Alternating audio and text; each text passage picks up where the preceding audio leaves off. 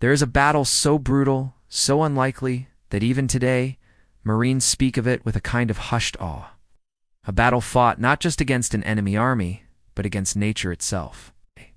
A battle where temperatures plunged below -35 degrees, rifles froze solid, morphine turned to ice, and blood crystallized in minutes. Yet against all odds, completely surrounded and outnumbered 4-1, the United States Marines refused to break. This is the story of the Battle of Chosin Reservoir, the frozen miracle. It begins in late November 1950. The U.S. Marines of the 1st Marine Division are pushing deep into the rugged mountains of North Korea. They've been told the war is nearly won, that they'll be home by Christmas. But as they advance into the remote regions surrounding the Chosin Reservoir, something feels deeply wrong. American intelligence has failed to detect what lies just ahead. More than 120,000 Chinese soldiers hiding in the mountains, preparing the perfect trap. The Marines, stretched thin along narrow, frozen roads, are walking right into it. Just before midnight on November 27th, the mountains erupt. Tens of thousands of Chinese soldiers charge down the slopes, the eerie sound of bugles piercing the night. In an instant, the Marines are surrounded, cut off, isolated in one of the coldest winters the region had seen in decades. And then, the cold begins its own assault.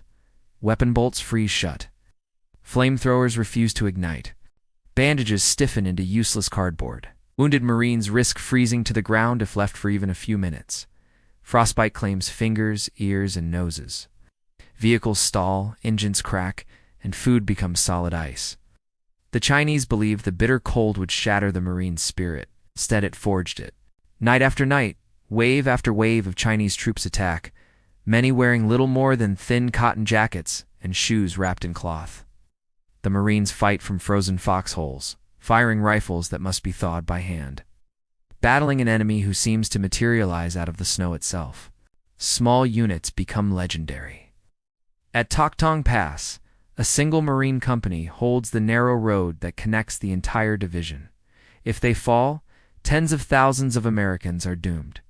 But they hold on, through the darkness, the cold, and the endless assaults. Their lifeline comes from the sky. Pilots fly through blinding blizzards and thick fog to drop ammunition, food, and medical supplies. Helicopters, still experimental at the time, carry out dangerous rescues of the wounded. Many pilots fly until their fuel runs out or their rotors ice over, but they keep coming back, knowing the men below are fighting for their very lives. By early December, one thing becomes chillingly clear: the Marines cannot stay at Chosin. They have to break out to fight their way through 60 miles of frozen mountain roads while surrounded on all sides. General Oliver P. Smith refuses to call it a retreat, famously says, "Retreat. No, we're just attacking, in a different direction." What follows is one of the greatest fighting withdrawals in military history. Convoys stretch for miles across the snow. Tanks rumble forward, packed with wounded Marines. Every ridge hides a potential ambush. Every valley becomes a new battlefield. Yet at each attack, the Marines counterattack and keep moving forward. At one critical point, a key bridge is destroyed by the Chinese. Without it, the entire division is trapped.